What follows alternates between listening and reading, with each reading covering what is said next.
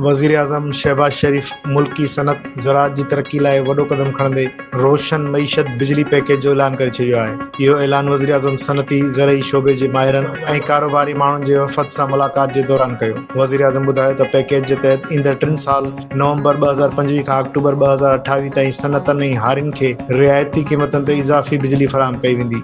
सनती शोबे लाइ ₹34 ऐं ज़रई शोबे लाइ ₹38 फ़ी यूनिट जे बजाए ₹22.98 फ़ी यूनिट जी रिआयती क़ीमत ते इज़ाफ़ी बिजली ॾिनी वेंदी।